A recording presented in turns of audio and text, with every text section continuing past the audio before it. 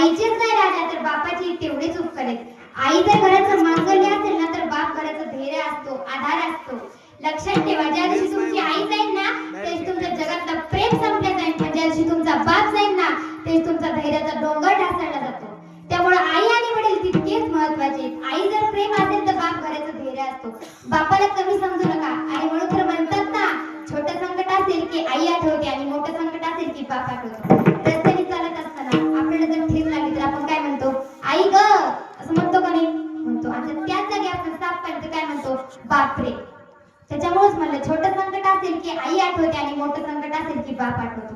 बापाचेही तुमच्या आमच्यावरती खूप उपकार आहेत. लक्षात ठेवा, आई एका वेळेच्या शिदुरीचा विचार करत असते, माझ्या बाळाला एका वेळेच्या शिदुरीला काय लागेल. पण आयुष्यभराची शिदुरी कशी चांगली होईल ना याचा विचार करणारा जो बाप असतो.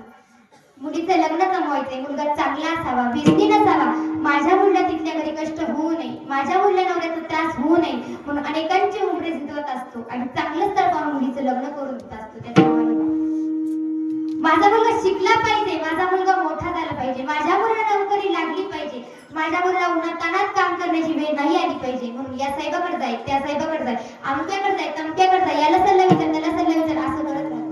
माझा मुलगा सुखात राहिला पाहिजे, माझी मुलगी सुखात नांदली पाहिजे याचा विचार करणारा तो बाप असतो.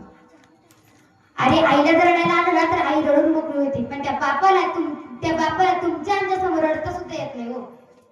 लक्षात ठेवा, एका कवीने गोड वर्णन केले, बाप स्वाभिमानी बाळा, बाप कनखाना, त्याच्या काळजात सुद्धा लाजाळूची संवेदना, त्याची पहाडाची छाती, त्याग हृदय गुलाब, त्याच्या कामाच्या देवाला हिरा मोत्याचा रुबाब, बाप तलवार ढाल, बाप पेटती मशाल, बाप जागतो म्हणून घर झोपते खुशाल, उलाढाली करतो हा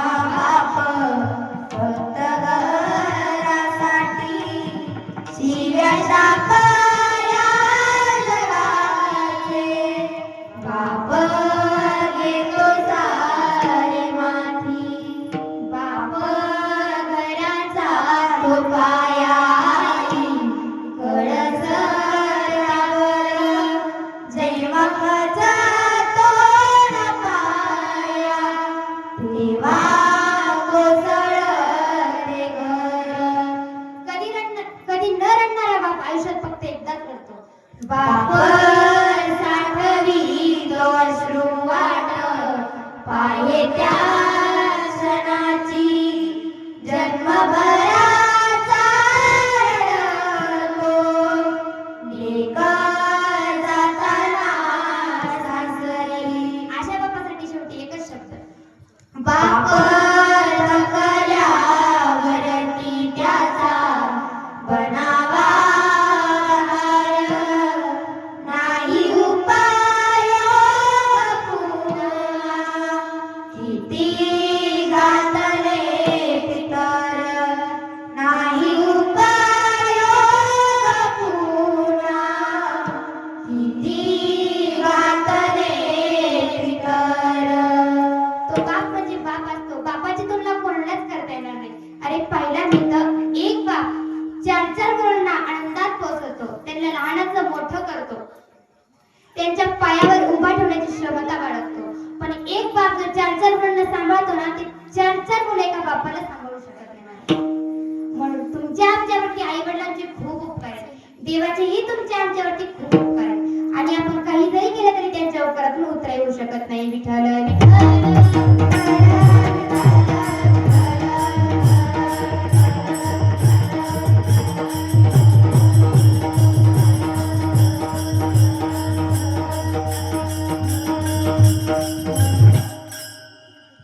तिसरे तुमच्या आमच्यावरती गुरुचे उपकार आहेत.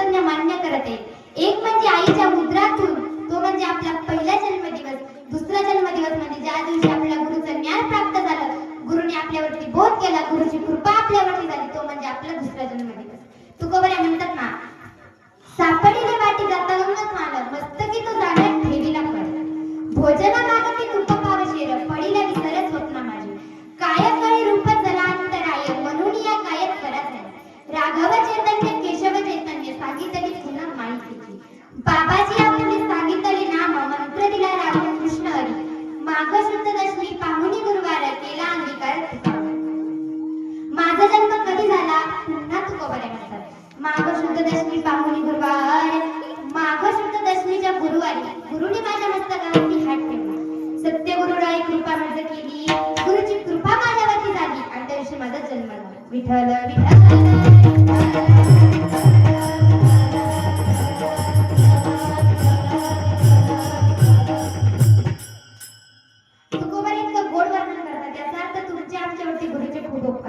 ज्ञानोबा म्हणतात ना श्री गुरु सारिका पाठी राखा इतरांचा लेखा कोण करी राजे यांची कांता काय भीक मागे मनाची जोगे सिद्धी पावे अजून एका ठिकाणी तुकोबारे म्हणतात गुरु परमात्मा परेशु ऐसा जाता दृढ विश्वास ज्ञानोबा म्हणतात ज्ञानदेव म्हणे तरुण आता उतरलो गुरु कृपे गुरुच्या कृपेत मला उतरून जाण्याची शक्ती मला निर्माण झाली ज्ञानेश्वरी लिहिली माझी काही कृपा नाही माझी काही शक्ती नाही माझ्या गुरूंची कृपा हरिपाठ केला माझी काही शक्ती नाही माझी काही कृपा नाही माझ्या गुरूंची कृपा अमृत अनुभव चांगदेव 65 भिंत चालवली हो पण माझी काही कृपा नाही माझ्या गुरूंची कृपा याचा अर्थ तुमच्या आमच्यावरती गुरुचे खूप उपकार आहेत आणि शेवटी तुमच्या आमच्यावरती संतांचे उपकार आहेत संतांचे किती उपकार आहेत महाराज एक साधेप्रमाणे बाप न करी माय आई वडील करू शकत नाही देव करू शकत नाही एवढे तुमच्या आमच्यावरती संतांचे उपकार आहेत का कारण त्यांचा आणि आमचा कसलाही संबंध नसताना या जीवाचा आणि त्या देवाचा संबंध लावायला गेलात ना तर हा जीव त्या देवाचा अंश आहे म्हणून त्याचे उपकार आहेत आई वडिलांपासून या देहाची निर्मिती होते जन्म होतो म्हणून कुठेतरी मोहम्मद आसक्ती आहे एवढं विशेष आहे महाराज संतांचे जे उपकार आहेत ना त्यांच्यापेक्षा थोडंसं कमी कारण त्यांचा आणि आमचा कसलाही संबंध नसताना ते संत तुमच्या आमच्यावरती उपकार करतात तुम्ही म्हणता महाराज काय उपकार करतात ज्ञानोबा म्हणतात काय करत नाही हे विचारा सांगू का तुम्हाला मी काय उपकार करतात ते मज निरंतर जागविती करुणी सायाचे शिकविती पैसे मज येती सांभाळीती म्हणजे जागविती शिकविती सांभाळीती काय काय काय जागविती शिकविती सांभाळीती पैसे ते करतात काय त्या संतांच्या उपकाराचं वर्णन करावं महाराज वेळोवेळी जागा करण्याचं काम संत करतात आता जागा रे बाईंना जागा उठा जागे वारे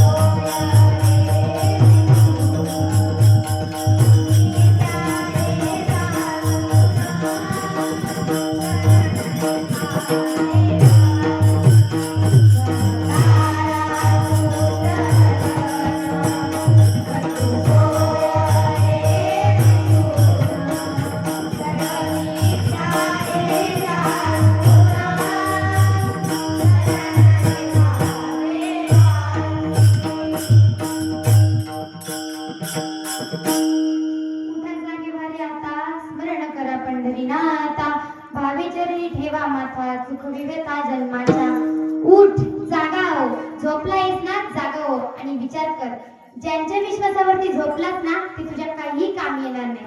धनदारा पुत्र जग हे धनदारा पुत्र जग सर्व मिथ्या आहे जाणून.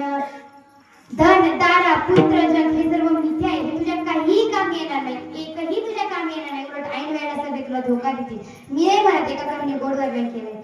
कसमी वादे प्यार वफा सब बातें बातों का क्या, कसमी वादे प्यार वफा सब बातें बातों का क्या, होगा मसीहा सामने तेरे फिर भी ना बच पाएगा, तेरा अपना खून ही आखिर तुझको आग लगाएगा.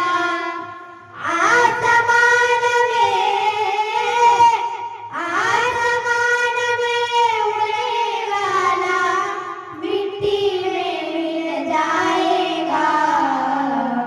कसमी वादे प्यार वफा सब बातें बातों का क्या, सुख में तेरे साथ रहेंगे, दुख में नाता तोड़ेंगे, दुनिया वाले तेरे बनकर तेरा ही दिल तोड़ेंगे. देते देते भगवान को धोखा, इंसान को क्या छोड़ेंगे. कसम वादे प्यार वफा सब बातें बातों का क्या. अरे देवाला धोका देणार नाही लोक, तुझ्या काही काम येणार नाही. म्हणून उठ, जागा हो. आणि आता जर नाही जागा झाला तर मग कळो येईल अंतकाळी प्राण प्रयाणाची वेळी, राहती निराळी रांडा पुरी सकळ, अंतकाळाच्या वेळी कळो येईल तू कामने तुझं सोडविना कोणी. नको नको मना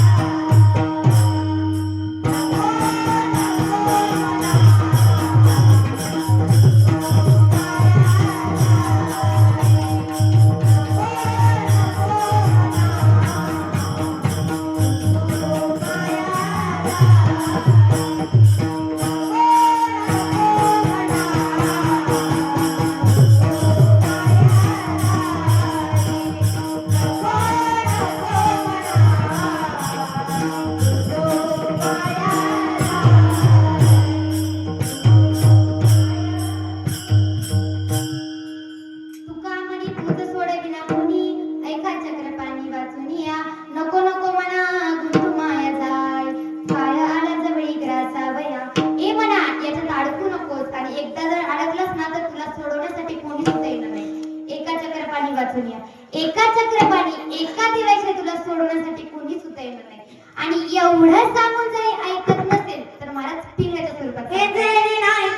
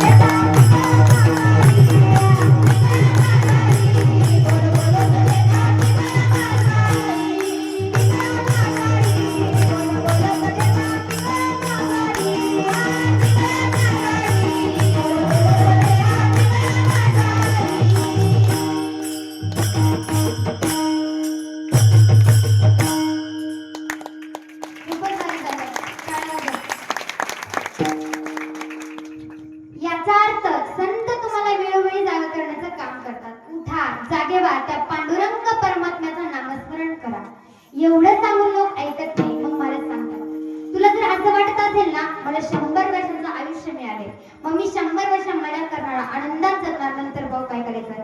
पण महाराज म्हणतात ना क्षणभंगूर नाही रे भरवसा, वारे सावध तोडा माया आशा, काही न चले मग गळा पडेल फासा. राम राम स्मरा आधी, कधी कधी आधी उठा जागे व्हा, त्या पांडुरंग परमात्म्याचं नामस्मरण करा. हे कोण सांगते महाराज? संत. काय सांगू आता संतांचे उपकार, महाराज काय तर संतांच्या उपकाराचं वर्णन करावं. वेळोवेळी जाग करण्याचं काम संत करतात. शिकविती कैसे शिकविती, जैसे पंथे हाती धरिली पाटी, अर्भकाचे साथी जैसे पंथे हाती धरिली पाटी, तैसे संत जगी क्रिया करून दाविती अंगी. शिक्षक शाळेमध्ये मुलांना शिकवतात कर एक कप्पाचं, एकदा सांगितलं समजत का हो त्यांना? नाही. त्याला किती जरी सांगितलं की त्याच्या लवकर लक्षात बसत नाही. त्याला त्याच्यावरती घोटावं लागतं, त्याला त्याची प्रॅक्टिस करावं लागते. तेव्हा त्याच्या हे उगच मिळतं का बरं यांनी एवढं गोड गायन केलं, हे उगच मिळतं का? नाही तर त्यांनी तेवढी प्रॅक्टिस केली त्याच्यामुळे त्यांना तेवढं भेटलं. शिक्षक जेवढं शाळेत मुलांना शिकवत नाहीत ना तेवढं संत तुम्हाला आम्हाला शिकवण्याचा प्रयत्न करतात. उठा जागे व्हा. आणि आता जर नाही जागे झालात ना उद्या खूप वाईट परिस्थिती. मारिती तोडीती निष्ठुर, यमाचे किंकर बघू चाल. मारतात तोडतात झोडतात, नाही नीट वागलास तर काळाचा फासा पडेल. त्यावेळेस तुला कोणी सुद्धा सोडू शकणार नाही. म्हणून आता जागे व्हा. हे कोण सांगते? महाराज संत. वेळोवेळी जागा करण्याचं काम संत करतात. उठ जागा हो. तुला योग्य त्या मार्गाने मार्गदर्शन करून योग्य त्या रस्त्याने कसं चालावं हे संत शिकवतात. कोण्या रस्त्याने जावं, कोण्या रस्त्याने जाऊ नये, कुठं बसावं, काय बोलावं, काय खावं, काय प्यावं याचं योग्य ते मार्गदर्शन संत करतात. नवे नवे व्यवहार कसा करावे हेही संत शिकवतात. म्हणून तर तुकोबरे म्हणतात ना जोडणी आला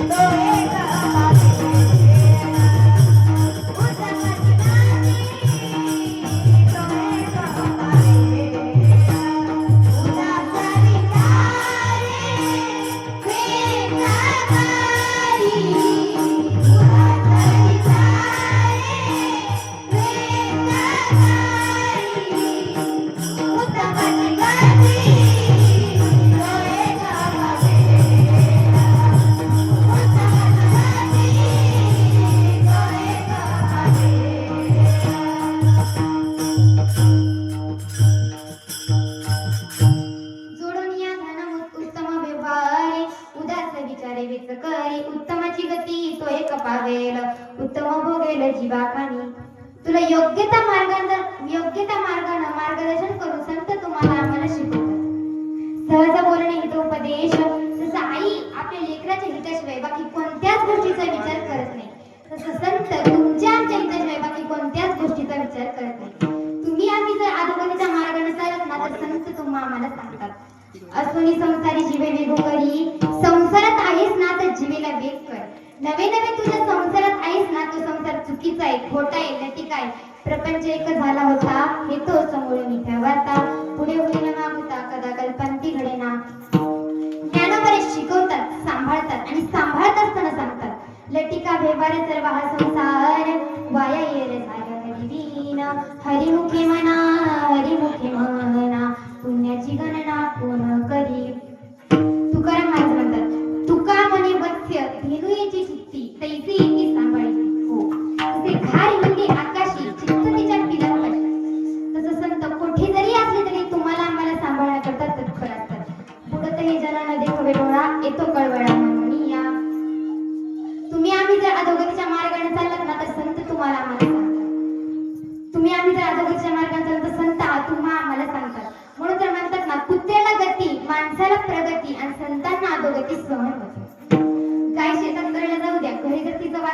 ना तर तिला तोंडात घास घेतल्या की लक्षात येतं माझं वासरू माझं वासरू.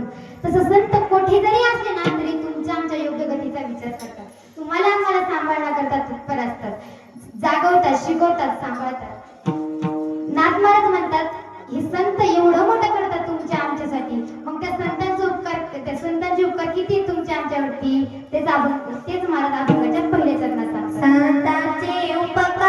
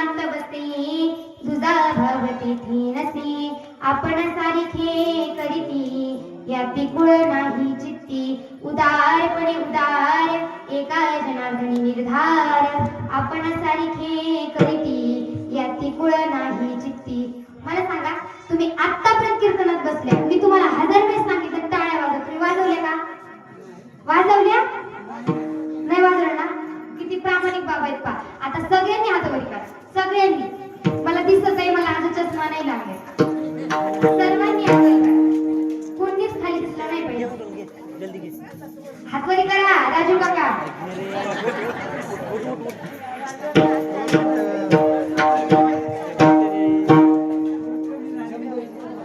तिकडल्या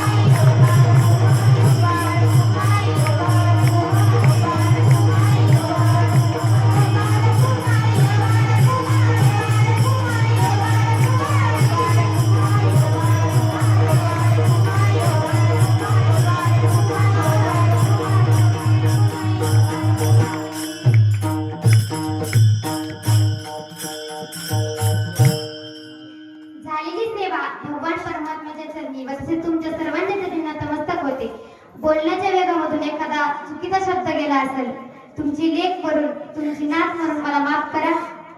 झालेली सेवा सगळ्यांच्या चरणी समर्पित करते. भगवान पंढरीश परमात्म्याच्या चरणी समर्पित करते. सर्वांच्या चरणी समर्पित करते व माझ्या सेवेला पूर्ण करा. ज्ञानेश्वराला माऊली, ज्ञानराज माऊली तुम्हाला.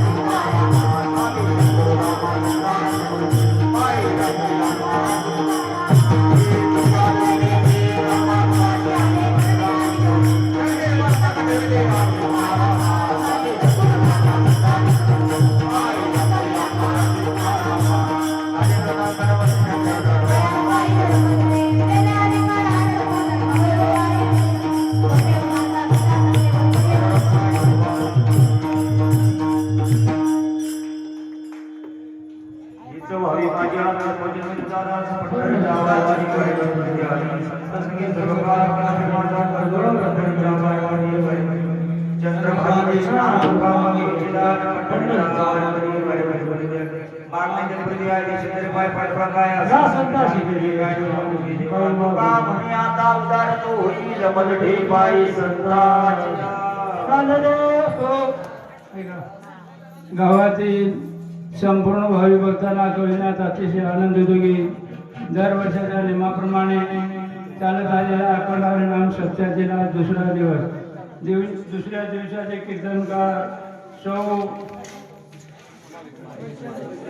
वैशालीताई वाकळे या छोट्या बालिकेने अभंगाचं गोड गोड निरूपण केल्याबद्दल गावकऱ्यांतर्फे कोटी कोटी धन्यवाद. तसेच उद्या अखंड हरिनाम सप्ताहातील तिसऱ्या दिवसाचे कीर्तनकार परमपूज्य